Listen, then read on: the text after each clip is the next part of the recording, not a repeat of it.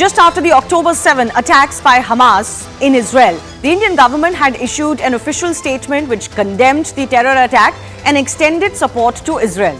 This move has now once again irked the opposition parties, especially the INDIA bloc. DMK's controversial parliamentarian A. Raja stated that Palestine is an oppressed nation and supporting them was the right thing to do.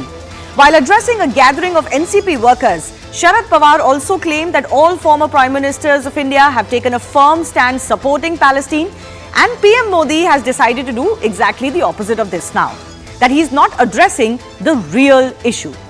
Assam Chief Minister Himanta Biswa Sarma of the BJP took a jibe at Senior Pawar and stated that it seems like Sharad Pawar will send his daughter Supriya Sule to Gaza to fight for Hamas.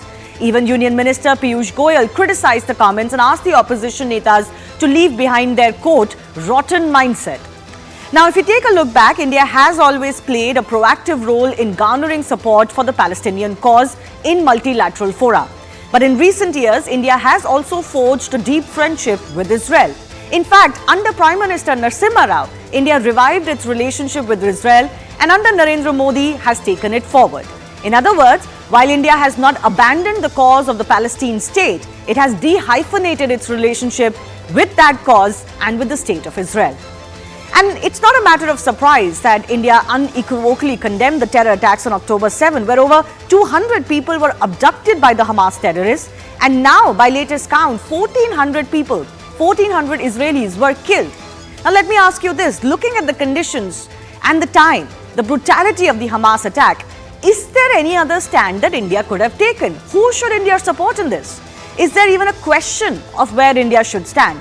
And are opposition parties deliberately using the Palestine cause to obfuscate from the question of Hamas and its terror? We take that question to our guests in just a bit. But first up, let me break down some of the statements between both of these sides. The India bloc parties and BJP have been sparring over India's stance, and this is what both sides have been saying. The opposition bloc has said that India has always supported Palestine. They are not quite liking the fact that the Indian Prime Minister has not mentioned Palestine so far, at least in his initial condemnation, while the BJP says that it's preposterous statements made by the opposition on India's stand. Opposition says that support the country that is oppressed, which is Palestine, according to them. BJP says that the menace of terrorism also needs to be condemned. India Alliance has taken the line that which is the Arab line, that Israel is an outsider that encroached on the Palestinian land.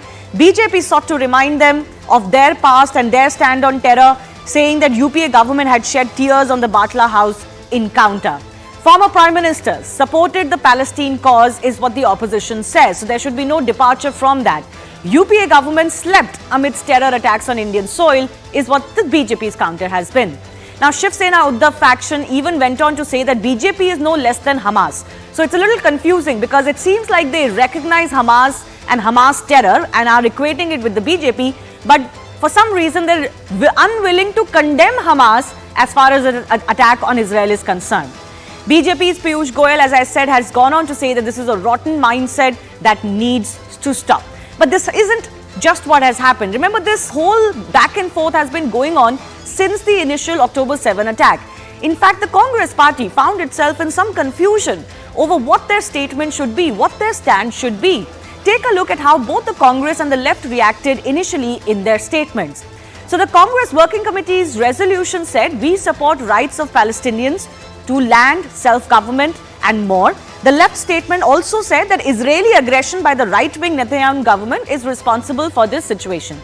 While the Congress resolution said that we support rights of Palestinians to live with dignity and respect, the left said that we call for immediate ceasefire and negotiations. Remember, this was happening right after the October 7 attack. There is no mention of Hamas for either of them. The Congress said that there should be a call for negotiations and for ceasefire, that Israel has killed over 200 Palestinians this year. So while they talked about that, they did not really talk about the October 7 attacks where now 1,400 Israelis have been killed, while the left said that Israel is the aggressor as far as this conflict is concerned. And for them, this line is very, very clear, regardless of what attack took place on October 7. It's interesting to note, and this is why I said that the Congress did find itself between a rock and a hard place, because there were many people within the Congress Working Committee who allegedly did not agree with this statement, and the Congress later came out. Some of their leaders later came out to do some sort of damage control and added that it does condemn the October 7 attack by Hamas terrorists. The question we ask today is simply this. There is so much politics going on over the Indian government stand, but is there room for politics on this issue when we talk about terror? Whose side should India be on?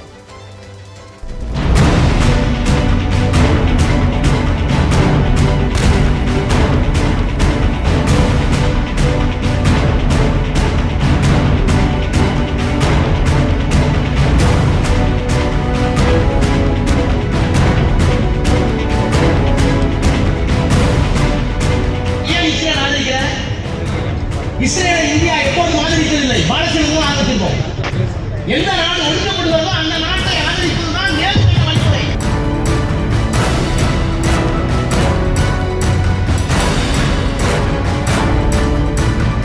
मेरा लगता है Sharad Pawar ji Supriya madam को भेजेगा Gaza में Hamas के लिए लड़ने के लिए. I'm surprised because Himanta Biswa Sarma ji has the same DNA as me. He's an original Congressi.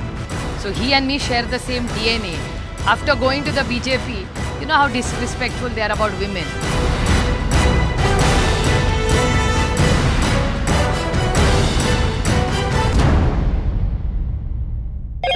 Hello, Moto.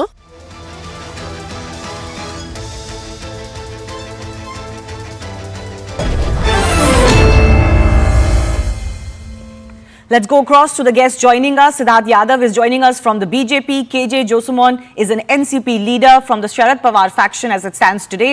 Krishna Hegde is the Shiv Sena spokesperson of the Shinde faction. And CS Jha is Shiv Sena UBT leader. I do thank all of you for your time. KJ Josumon, I want to understand from you, because Sharad Pawar's statement is being debated quite a bit, and it seems to have rallied one more opposition against the government stand. What is fundamentally the problem in what the government has said? They've condemned Hamas terror. Why is the NCP so much up in arms against the government stand today?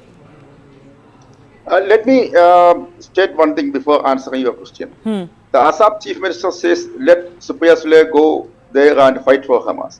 See, BJP and its people have taking down the political discourse in the country. There is a political stand. We may have differences of opinion, but why should this kind of statement comes up personally attacking? See, I'm coming to your question. Yes, I'll take your point to the BJP spokesperson. You have a valid point to raise on that issue. I'll take your point to the BJP spokesperson, but let's come back to my question. Your question. Prime Minister says he is with Israel. Yes. And Indian External Affairs spokesperson Arindam Bakshi says India with the right cause of the Palestinian people. Right. Now you tell me, which is the official stand of the government? But do you not understand the nuance in that? In fact, I didn't think I had to explain it, but do you not understand the nuance in that? India has a relationship with Israel. Israel came under terrorist attack. No, India stands with Israel. But India has not, once again, let me finish. India has not abandoned the cause of the Palestinian state or the right of the Palestinian people. These two need not be hyphenated. Then why Prime Minister is mum on that? Mum on what? Mum on the India's historical cause with the Palestinian people. He says, I am with Israel. Yes, but what is the need to say that when it is Israel that has come under terror attack? Why do you want that statement when India has not changed its position? This is precisely fundamentally the question. No. It's a kind of politicking here. It is kind of politicking here. India is the largest market of Israeli lies. And what about the Gaza? A small land strip is blockade for the last 6 years. It's against all international laws. And what happened to 1993 Oslo Accord, signed by an Israeli Prime Minister? And for signing the agreement, he was been shot. And what about Israeli terrorism? Every year, more than 200 people are being killed by Israeli forces in Palestine. So no word about that. Okay, so I don't want to get into the... Once again, Mr. Josumon, I don't... One second, let me complete. NCP is against all kind of bloodshed of innocent people. Whether it is in Palestine, whether it is in Manipur, whether it is in Samjhoda Express, whether it is in Makkah Masjid. Okay. But what about Israel? Opened his mouth. But what about Israel? You know, you are talking about everything else, but respectfully, you are not talking about the country that actually faced the worst terror attack in our history, at least since 9/11 as far as the world is concerned. No, NCP is crystal clear that we are against all kind of innocent bloodshed. Okay. Okay, So but there that is no doesn't mean ambiguity that you about have that. addressed the Israel issue. You're skirting around the Israel issue. No, even Israel is there. If there is innocent bloodshed, that shall not be allowed. So, That cannot be allowed. It is deplorable. so was there a statement to this kind made by the NCP that we condemn Hamas terror against Israel? No, Sharad Pawarji only stayed with the Palestinian cause. That is historically India government, Precisely. Indian Prime Minister, Precisely. and India's national leaders. Okay, precisely. I understood your point. I understood your point. We've lost your video. We'll try and get that back. Now, this is precisely the issue. There are some parties that have chosen not to talk about Hamas and the attack on Israel, even though the trigger right now is this brutal, barbaric October 7 attack on Israel by Hamas terrorists. They've chosen not to address that issue. But the problem with the Indian government is that while you supported Israel, you did not mention the historical cause of Palestine, which is exactly the question I'm asking. How can you not mention Hamas, but then expect that the Indian government should do some equivalence as far as its statements is concerned? Then that equivalence should also come from you. There should also be unequivocal condemnation of the attack on Israel by Hamas terrorists. And Hamas terrorists must be called Hamas terrorists. Every drop of innocent blood. No, sir, not in generalities. No, I'm sorry, not in generalities. Was there a statement on the terror attack on Israel? No, it was forced by the Palestinian Exactly. Israeli people, Israeli government. You are obviously now forced giving people a to react. justification to the terror attack while you say we condemn all innocent bloodshed. Because the Hamas, see, they are inciting some kind of violence. Israel is inciting some kind of violence. And you tell me who have created Hamas? Israeli government have created Hamas to undermine the PLO. They want it to convert it a political issue to a religious issue. Okay. So they have created Hamas. Now that may be your opinion and the opinion of your party. You are free to hold that opinion, but you cannot say that the Indian government should hold that opinion and voice that opinion on the international stage. I think that's a little bit excessive. The Indian But let me take your point. Let me take your point to Siddharth Yadav. Stick on with the Indian historical stand. Yeah, historical stand, sir. History is not set in stone. History also evolves and changes, and the Indian government has been steadfast in its commitment. One second, sir. Sir, I would request you don't speak over me, then I will not speak over you. The Indian government has not in any way or manner abandoned its historical stance on the Palestinian cause. The External Affairs Ministry is very clear. In fact, the Indian Prime Minister did condemn the strike or the blast that took place in Gaza on that hospital, but it is unclear till today exactly who's to be blamed for that. And I don't think it's a fair expectation that the Indian Prime Minister should jump to conclusions when the world doesn't know facts about it. But let me take your point to Siddharth Yadav. Siddharth Yadav, please address first the question that Mr. Josimon raised on Himanta Biswa Sarma's statement. Is that the way a chief minister should respond, even if you disagree with the NCP leader Sharad Pawar? What was the need to bring in Supriya Sule? What was the need to make this personal? Definitely, Shivani. I'll also respond to what my friend from NCP was saying about the historical stand that our country has taken. There is no change in any stand. There is no comment rather upon any change on the stand of Israel and Gaza or for Palestine. But we also have a very consistent stand against terrorism. And that is what all of our country has to unite against for. We are very consistent in our stand that any form of terrorism is bad. It is anti-humanity. There can be no good terrorism, no bad terrorism. And what happened on the 7th of October on Israel is very dangerous for the world. It was a barbaric attack which nobody can ever imagine. I think one of the worst attacks after the Holocaust which the Jews have ever seen. And if on that occasion, when a country sees that on a holy day of theirs, 5,000 rockets flying in, thousands of people dead, but then at that moment Sharad Pawarji doesn't choose to speak? Why is that? What sort of politics is that? Why is he choosing to keep quiet on a terrorist attack on which the country is speaking? The only stand, the only thing I think which has changed from the past is whenever any prime minister, any government has taken any stance on such an issue, such a sensitive issue, the country has stood together. I asked today to Sharad Pawarji and the entire opposition, why is it when the country and the prime minister is choosing to speak against the terrorism, they are choosing to stay quiet. Okay. They are Can I come choosing in to now? boycott. They are Mr. choosing not to Yadav, utter the a word. fundamental But point... No, the fundamental point the opposition is making is you could have added a little bit about Palestine as well. You could have added that while India stands with the Palestinian cause, we condemn the terror attack that took place on Israel. That's the kind of statement the opposition would have been happier with. Your response on that?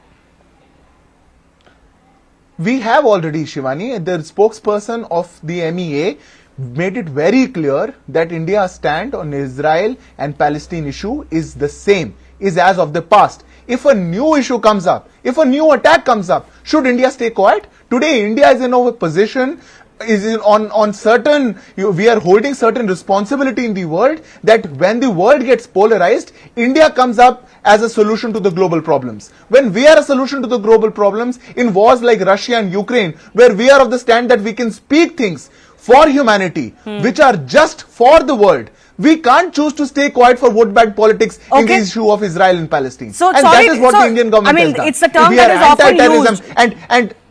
It's a term that is often used. Basically, and maybe the opposition wants that there should be some monkey balancing that should also happen.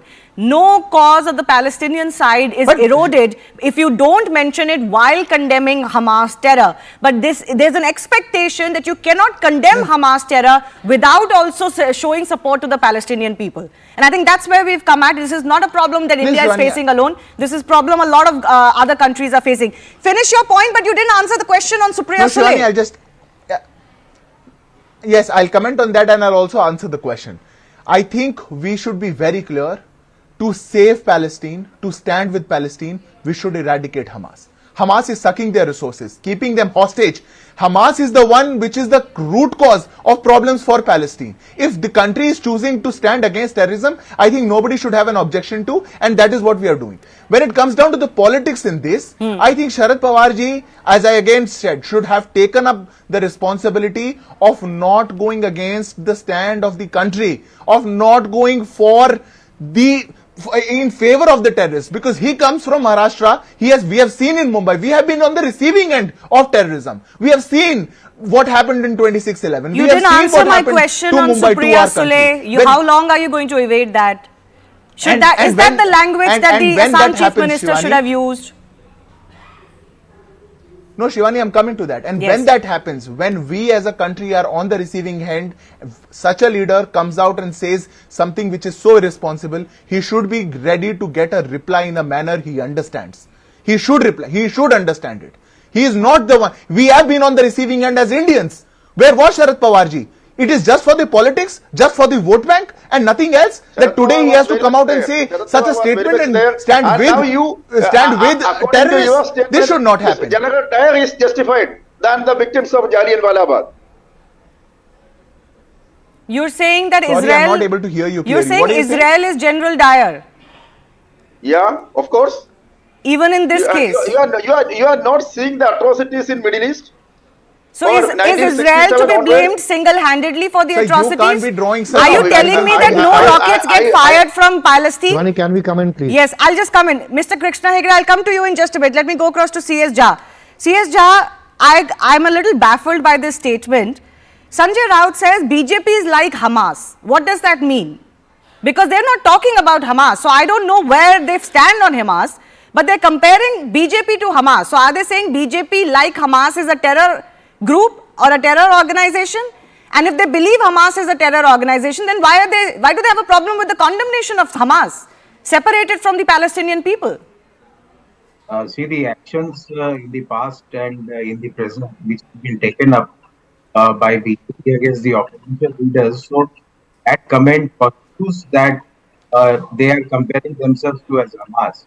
And any event, this is an international event, and it should be neutral and should watch whether this war is escalating or not, and it should help, right? Because what has happened there, that the casualty which has happened before yesterday is very mass in nature, and you should see that such casualty should not happen at this moment. Okay, sir, I'll come back to that question. I'll come back to that question, but that wasn't my question to you. Sanjay Raut says the BJP is like Hamas. What does that mean? Is Hamas a terror group and therefore BJP is a terror group? Are you saying that? BJP is acting in such a way that it has to be construed as Hamas. How? And you see what they are doing. No, how can you say that? They are. Shivani, I object to that. Yeah, I'll come to you, sir. I'll come to bring this in the. I'll come to you, sir. Let him finish. They are launching attacks through ED, CBI, income tax on the opposition leaders.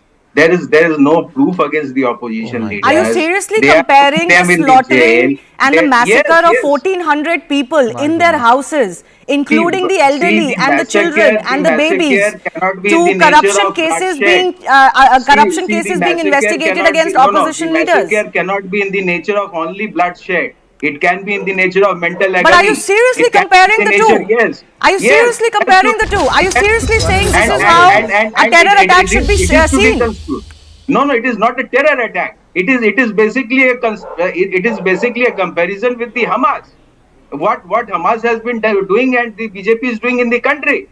This is outrageous. They are not speaking on Manipur. They are not speaking about the atrocities which is being continued between Hindu-Muslim. They are doing nothing. And they are targeting opposition leaders, and that is to be construed as a Mr. Yadav, you can respond very quickly. I think, Shivani, this is absolutely outrageous. How can the opposition stoop down to such a level? You are involved in corruption cases. Ministers after ministers are going to jail. Your ministers are enjoying with 100 crore rupees in cash on bed in Karnataka. And now you're telling us, because you're victims, now you want to compare yourselves as victims of a terror attack just to hide your corruption. Now you want to be victims of terror attacks. What is this comparison? First you do corruption, first you suck the resources of this country, and now you want to compare yourselves as babies who are being tortured, who are being killed. You people are not what is this? commenting on money. Mr. Jha, you had your turn. You had your uninterrupted turn. I would request you don't speak over the other guests. Mr. Yadav, I have 20 seconds for you. I have to go to Mr. Krishna as well. Please, 20 seconds.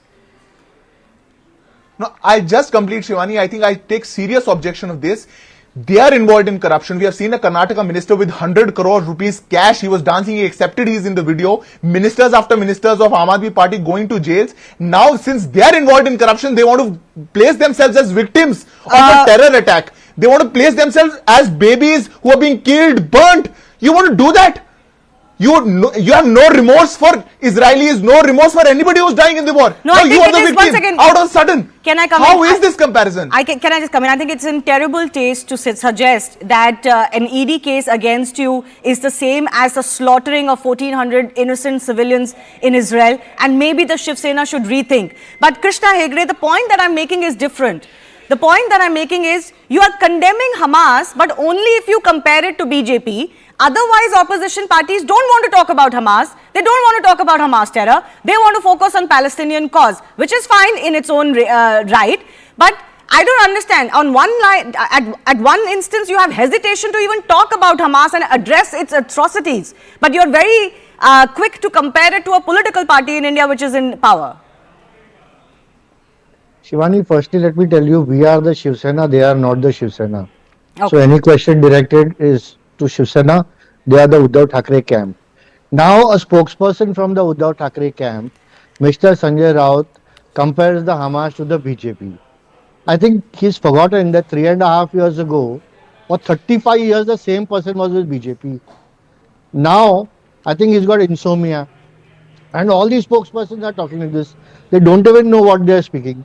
India has been a victim of terrorism time and over again, and we are one of the biggest sufferers of terrorist activities. And therefore, every leader in India should condemn terrorism. Now, Sharad Pawar Sahab is saying something, Congress leaders are saying something. This is the new East India Company. Don't call it the India Alliance or anything. This is the new East India Company, which is against Sanatan Dharma, which is against India, which is against Hindutva. And now they are talking in favor of Hamas. Why? Because of Muslim appeasement. 4 states are coming to elections and the Lok Sabha elections are due shortly. So now play the Muslim card. Okay. So people of India are not fools. Can They I go just through come in? your- Can Yeah, I just please, come in? please. Actually, interestingly, as we're having this debate over the Indian government stance, we're getting updates that the Prime Minister has spoken to the President of the Palestinian Authority, Mahmoud Abbas. He has conveyed his condolences at the loss of civilian lives at the Al-Ahli hospital in Gaza and has also said that we will continue to send humanitarian assistance for the Palestinian people. This is the statement that has been released by the PMO.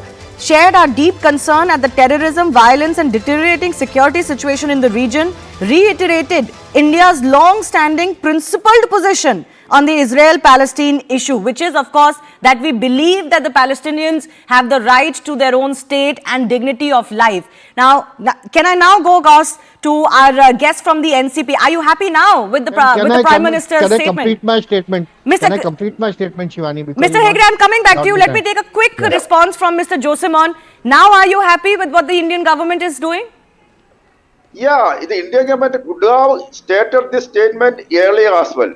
And at the same time, if our government is committed to the solving the issue of Middle East, we would have taken a creative dialogue with the Israeli government. Because from 2014 onwards, you know what is happening in Gaza. What is it's happening not in just West Bank. It's not just 2014. No, let's not start at 2014. I'm sorry. No, I'm sorry. You have to then. You're picking and choosing facts, Mr. Josimon. This is not what you should be doing in a conflict like this. That is the reality. What happened to the Oslo Accord? Where in 4 years there would have been an independent Palestinian state and an Israeli state. They would not have any bloodshed. So Israel was preparing for this kind of. They are preparing state-sponsored violence, state-sponsored terrorism. That point is fine, but please do not confuse what Hamas does as something that can be excused. Is the simple point that I am making. I have to be fair to Mr. Hegre. Mr. Hegre didn't get his time. Yes, Mr. Hegre, you may finish your statement. Shivani, I must, say it's very commendable and appreciable of the Honorable Prime Minister for this gesture again. And India has always followed the non-alignment part, the middle part, which we've been doing for ages now. And again, we are seeing that, whether it's Russia or US or Ukraine, India is playing the role of a world leader, and our Honorable Prime Minister is now emerged as, big face among the world leaders. And if he is saying something to the Palestinians that we are there, we'll give you the aid required to, bring up your resources again. Similarly, we have an equal equation with the Israelis. And now Sharad Pawar Sahab, I don't think he's ever gone toward the Hamas area of Palestine, but he had gone so many times to Israel. I'm personally aware of that. And Israel has supported India in the agriculture, technology and all these places. So, we require Israel also for a lot of technology and other issues. That's not a relevant question. I'm sorry. Let's stick to the... Gentlemen, I don't know what you are talking only. Let's stick to a proper debate, please. Let's not make this personal. You may have your opinions on what this conflict is, but let's understand that this is a complex conflict, and it's not like there were no rockets flying from Gaza by Hamas all of these years. They've also been doing this. There's a reason the Iron Dome exists. There's a reason the Israeli security exists. Because they've been under constant attack too. Now you may want to defend it, I'm not going to defend it. And I'm not going to make excuses for terrorism. Deliberate violation of international laws were also... Yeah, there may be violence from both sides, but all I'm saying that accept that there is violence from both sides. Don't make it about one side alone. Then you're not being fair to the cause. I've run out of time. Interested in the Muslim votes. That's all he's interested in. I've run out of time. I do thank all of our guests for joining us. Of course, the situation on ground in Israel is also a matter of concern. And on the other side, we'll focus on that. Because after US President Joe Biden, UK PM Rishi Sunak was in Tel Aviv and he extended his support to Israel as well. We'll get you more in just a bit. Hello, Moto.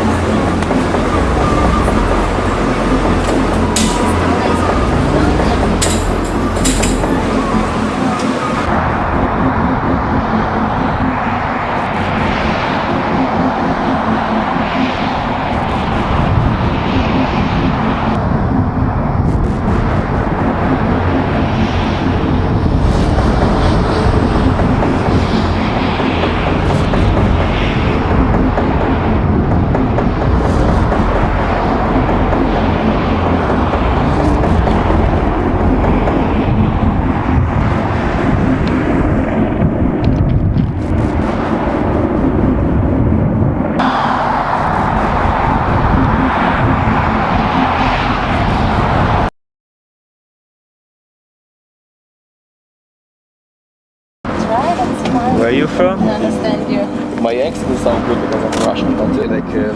איך אומרים, התעוררתי רק עכשיו? woke up, just now. He just woke up.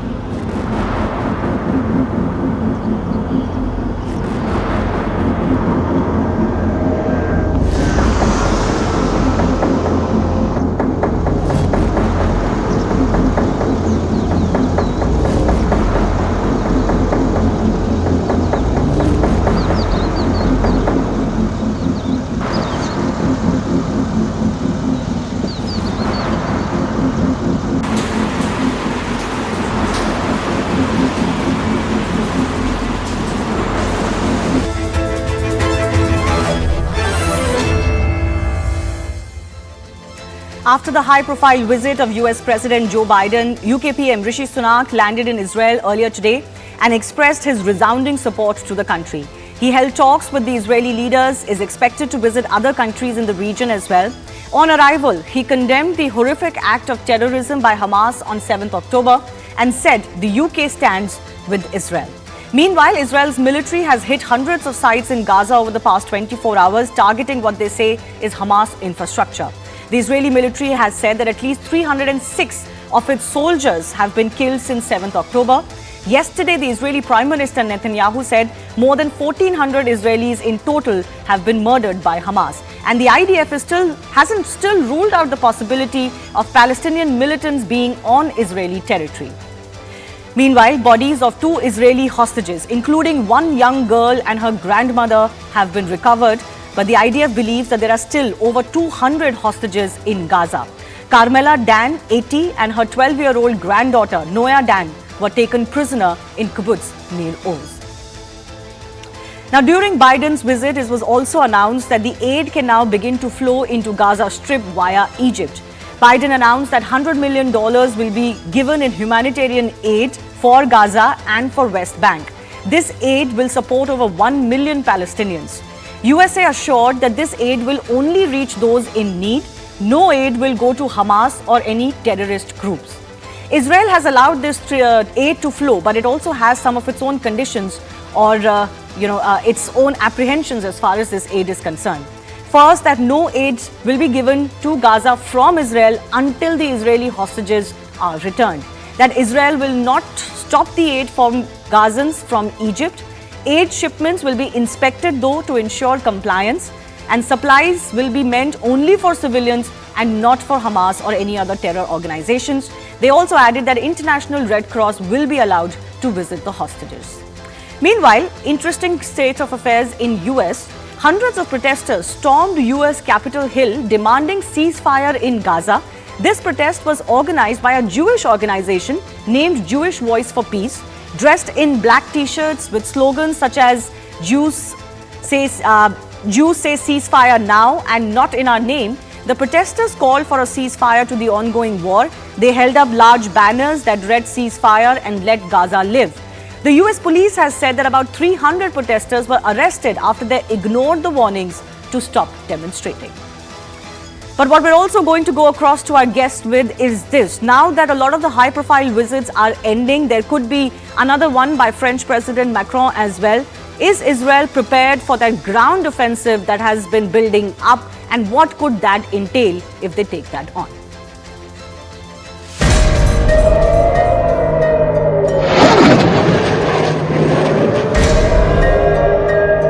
Led up to 20 trucks through to begin with.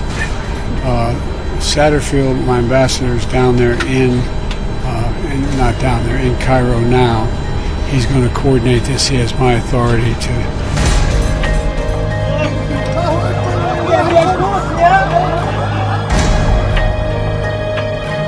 We have to release the hostages. You have nationals. Understand that, I know you do, that we have their children, babies, women, elderly, Holocaust survivors, and your nationals. And we have to work together in every way possible. And we're doing that to get them back.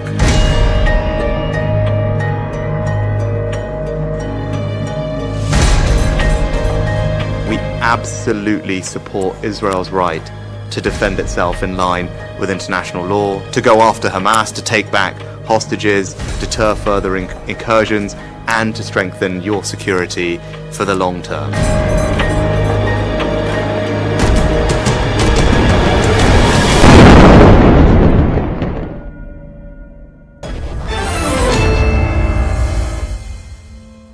Let's first go across to Major Marcus Sheff, IDF spokesperson, joining us. Mr. Sheff, I thank you for your time. I do have to begin by asking you, the IDF has released what it says is evidence on how it was a misfire of the Islamic Jihad missile that actually landed in that Gaza hospital. And of course, we've run those images and even that audio clip. Do you want to add anything to it? What more has the IDF found? What more proof are you willing to present to prove that it was not an Israeli missile strike?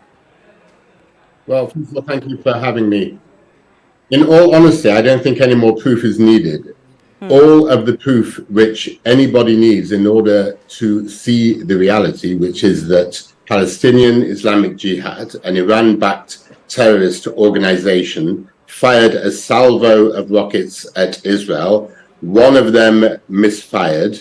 It hit the car park of the hospital. The fuel that was in the rocket exploded with the terrible results that we saw. There is footage from more than one angle that we have all seen, which very clearly shows that. We have seen footage of the kind of crater that their rockets leave, not the kind of crater that a JDAM, that a missile coming from an aircraft creates. There is really absolutely no need for any more evidence. Absolutely anybody who understands these issues is entirely convinced by what we've seen. But, let us understand the reality here. Thousands and thousands of rockets have been fired at Israeli citizens by the Hamas terrorist organization and by the Palestinian Islamic Jihad organization. Close to 7,000 at this point. Something like 450 misfired. It might be more. This is just one of them. And there are people on the other side of these rockets, Israeli civilians, who are being terrorized constantly by these rockets fired into civilian areas, into normal communities. Right. Hour after hour, day after day. Can I ask you that while you may have presented this proof, are you convinced that some of your neighboring countries will accept that? Because we've seen that Mr. Biden's visit with some of these leaders in Jordan was cancelled. We've seen some uproar on the streets around embassies, both Israel and American. We're also seeing, greater calls being made against Israel because of the initial news that Israel was behind this attack. How do you plan to counter that? Well, I think the first thing that you said, frankly, is the most important here. The initial report, which was hasty, inaccurate, entirely reliant on a terrorist organization. And this is, of course, the problem. News organizations are depending on the reliability of a terrorist organization which is quite happy to murder civilians, to rape women, and to abduct young and old and drag them back to Gaza. An organization that will do that is an organization that has no compunction in lying to the media. So I think the media really needs to be far more careful before it comes out with statements taken entirely from Hamas, because there are real world consequences. Okay. I will say something else though. As far as the leadership in the region is concerned, there are very smart leaders in the Middle East and beyond. They understand the evidence very, very well. They know exactly what happened. I am convinced that they are convinced, and it is just utterly sad to me that there are people in the region who were misled by the media and who committed really some extremely problematic acts, burning down a synagogue in Tunisia. You know, these are the real life consequences that I'm talking about. Very quickly, can I ask you, there is a growing expectation of a ground offensive. Could you share more on that, even as some of the world leaders continue to visit Israel? Well, let me just say that what is necessary is to uproot once and for all the Hamas terror network, its leadership, its infrastructure, its weaponry, absolutely everything that they use in order to wage the terror war which they wage and have waged unremittingly since 2007. You know, Israel withdrew from Gaza in August 2005 with hopes for peace. Hamas took over Gaza in 2007 and has directed all of its energies, all of its efforts at terrorizing Israelis, not feeding its population, educating its population, not building roads. They took water pipes to make bombs from it. Everything that Hamas has done has been terribly negative for the whole region. And I think the IDF knows that now it has absolutely nothing else that it needs to do except make sure that this stops. I understand that, but people believe that it may not be entirely possible to wipe out Hamas, given that many of its leadership is actually not even in Gaza. And secondly, it could come at a huge civilian collateral. How do you address those issues? Well, I think in answer to your second point, I think there are civilians involved who absolutely are needing to move. You know, there are tens of thousands of Israelis who have had to leave their homes, children having to leave their schools, families being uprooted extremely quickly because of Hamas terror. I think civilians in Gaza are being instructed to move south to safer areas. It's Hamas who is stopping them.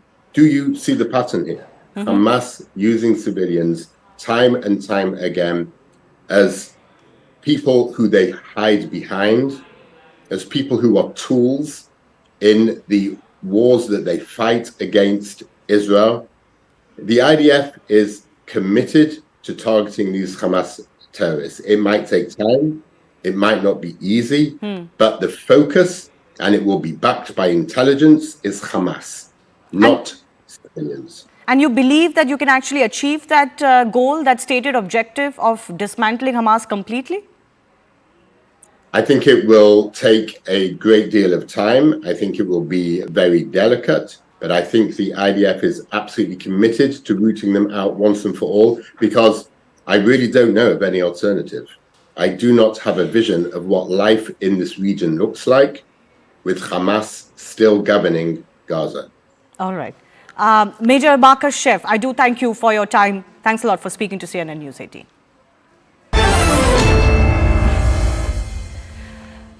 Let's also go across to more guests joining us. Shrimoy Talukdar is columnist, writes for the First Post. Shrimoy, you know, it's been 14 days now since this attack took place, and you know, we've been moving from one sort of reaction to another. But overall, we're also seeing very staunch opposition of Israel in what it says is just its basic right to defend itself. You know, earlier today, we saw visuals of how even Jewish organizations, pacifists, stormed into the US Capitol and basically put the onus on Israel to either commit to a ceasefire or take care of civilian population even in Gaza. How do you see that equation? Why do you think predominantly the blame is falling on Israel, where nobody is even asking Hamas to release the hostages that it still till today has it's in custody?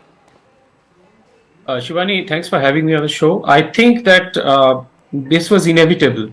If you look at the past instances when such violence took place, Israel is probably in a position where there are no good options for the country. The Israeli leadership understands that it has only a plate of bad choices. It doesn't have any good choice. So the only choice left for it to adopt would be the least bad option.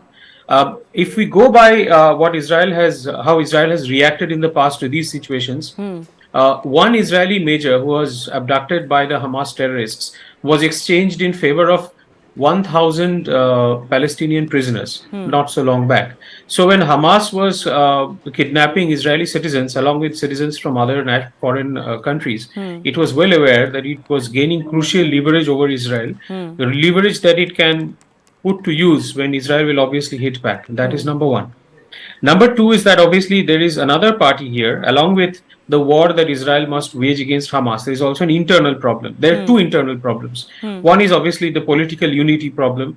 Even though right now there seems to be a unity around the Israeli flag of sorts between a bitterly divided and polarized polity, that will not last.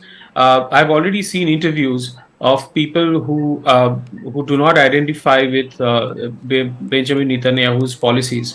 They're already putting the blame on him, saying that he has brought us to this precipice. And these are Israeli citizens who have been at the receiving end. In fact, a couple of them whose parents and one of them whose relatives are abducted by Hamas.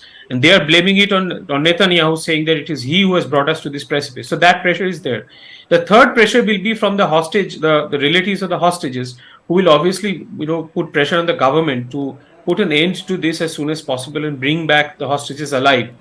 So Israel's position is not at all good. It has a lot of bad choices to make, and the final thing is that Hamas has it all planned up, and when they had launched probably the vilest attack on Israel since Holocaust, it was well aware that Israel would hit back at them with all its might.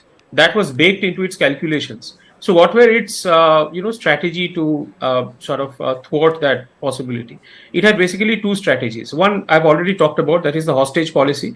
It believes that since there is almost around 200 hostages in its custody, it will obviously be in a position to negotiate with Israel. That is one. And the second thing is that the Hamas leadership, as you have pointed out during your show, many of the top Hamas leadership are not even in the country, and some of them who are in the mid-rank, they are secure in their fortified tunnels inside the Gaza city. This is a very sophisticated tunnel network. It runs quite a few miles down the ground, and it is quite fortified, and they are quite secure in their locations. What they have done is that by hitting at Israel, they have simply gone and vanished inside the tunnel, and they have put in the line of fire the Gazan civilians, who are now bearing the brunt of Israel's bombing campaign. This is a very well thought out strategy. Yeah, but despite the fact that everybody seems to know how Hamas operates, there still seems to be some sort of a cover fire on an intellectual cover being provided against Hamas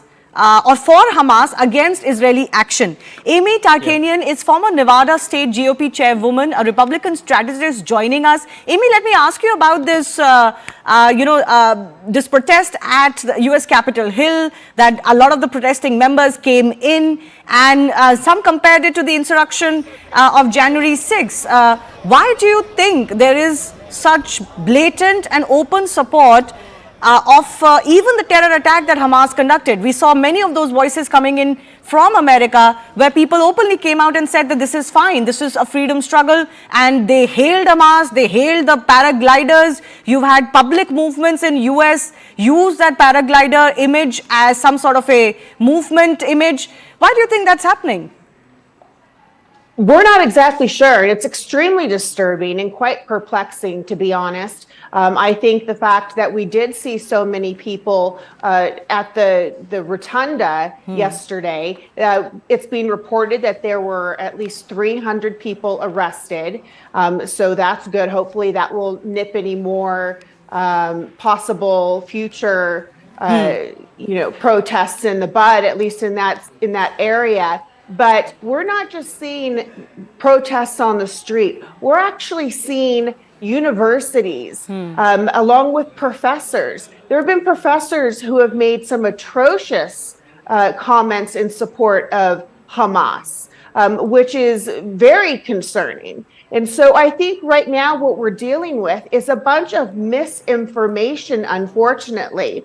So you have people who are, obviously grieving for the innocent lives that are being caught in between this situation with Hamas and the Israelis. So you have the innocent lives of the Palestinian people who are also being held hostage by the Hamas terrorists. And I think that's where you need to make sure that people understand that there is a not just a fine line, it's a definitive line between the innocent lives of the Palestinian people that are stuck there because of Hamas. It's not because of Israel. And then you have the Israelis on the other side who are also innocent that have been abducted. So you're now looking at roughly, 4,200 people is what they're claiming that they know of that have died already because of this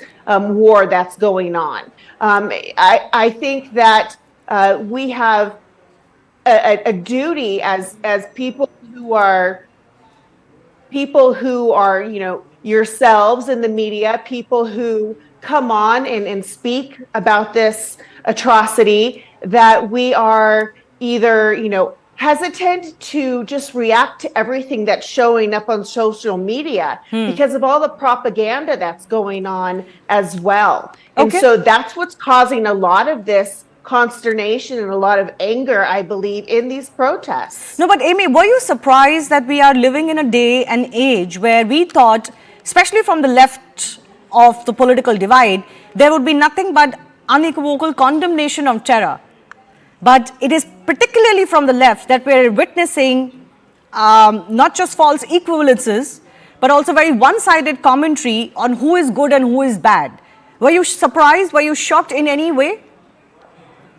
Yes, actually, I am shocked, and I'm still shocked because you also have members of Congress, such as Rashida Tlaib, who is going out and still spewing rhetoric that has already been found to be incorrect, but is not reprimanded in the process and will not retract her statements. Yeah. So this is extremely concerning when you have people who are in leadership positions that are stirring this pot of anger and misinformation. And quite honestly, now this is disinformation, because misinformation is by accident, correct? Yeah. Disinformation is intentional. Absolutely, you're right about that. And actually, it's very surprising that exactly the set of people who claim that there should be action on misinformation and disinformation are often being caught spreading and continuing that disinformation. Srimay, I have a two-part question for you. Do you feel that some of this mainstreaming of anger against Israel in itself is based in incorrect history or reading of history, or one-sided reading of history? Because fundamentally, a lot of people feel that Israel is the quote-unquote occupier, and therefore Israel is to be blamed for anything that happens in this region. How do you look at that context? Shivani, I think one important thing that, and I think as Indians, sitting across far across the place where this is happening, we were extremely puzzled as to why the people who are being butchered, and in this age of social media and GoPro cameras and body cams and dash cams, the terrorists were deliberately clicking pictures of the people they were butchering, live streaming it, and even as those live streamed pictures and videos were being displayed on social media, we had rallies out there in Western countries. We had people coming out with statements backing not the Israelis who were being butchered, but the terrorists who were butchering them. So why is that? We were puzzled. Yeah. So I do have an answer for you, and in fact, it directly correlates to the piece that I've written today. If you may, that I want to read out a relevant portion of that, because I think that this will bring out the actual result of why this is happening. So according to me, I think what is happening is that in this game of competitive victimhood, no matter how barbaric an assault the state of Israel suffers, this is a battle they will never be able to win. And conversely, regardless of the terrorism that it inflicts on the Jewish people, no matter how many babies they kill, the radicals of Hamas and its leaders will always be seen as punching up, because the dominant political ideology in America and in the Western countries is identity politics. And in the framework of identity politics, when one group has been established as oppressed and the other group has been established as the oppressor, all atrocities committed by the oppressed group will be rationalized and explained as a political project which requires unmitigated backing by the intersectional left. So here you have the leftists, the Western academicians, who have spent their life in intersectionalism, who have spent their lives in this oppressor framework, who have spent their lives in fighting for the marginalized group. They have established that actually the people who were butchering people on the streets, the people who were butchering the civilians, the people who were killing the babies, raping women, they were in fact the marginalized people. So whatever they do is justified. Is justified. So and we're seeing shades of that. We're seeing shades of that in India as well, unfortunately. And which is, I say unfortunate because we've been victims of very gruesome terror as well. So if anything, we should be not making excuses for terror or victimhood that spawns terror. But I have 30 seconds left, Srimoy. You've also written in that piece, and I encourage our viewers to go to First Post and read it, that Israel has walked into a trap in waging a war against Hamas it cannot win. Could you maybe briefly, in 30 seconds, explain your premise, why you think this is a war Israel will not win? Well, I mean it in both literal and rhetorical sense. Literal sense, because as the IDF general pointed out, it will be a very long, hard war, and it seems improbable that they will be able to get at the Hamas leadership. Maybe the lower rung members they'll be able to get, but that will also take a long time, and there will be such an amount of collateral damage that sooner or later the global voice of opinion will tip against them. It is already doing so. Yes. And West Asia is in turmoil. So Israel cannot afford to antagonize the entire world against them and carry out this. That is number one. And number two is that they are losing the high moral ground, regardless of the fact that they were at the receiving end when they are doing out their retribution in day after day, and when innocent civilians are seen to be suffering because of that. Then obviously they're losing the high moral ground. Can I just add one thing? I'm not by any stretch an expert on this, but from what I've seen, Israel never had the higher moral ground. It has always been, as we discussed, quote unquote, the occupier and the oppressor, and they've never really played for sympathy. So for Israel, it hasn't really mattered how much sympathy it has. It doesn't use that sympathy card. We'll wait and see how this goes. I do thank our guests for joining us for that conversation. With that, it's a wrap from me. Rahul Shivshankar is joining you on the other side.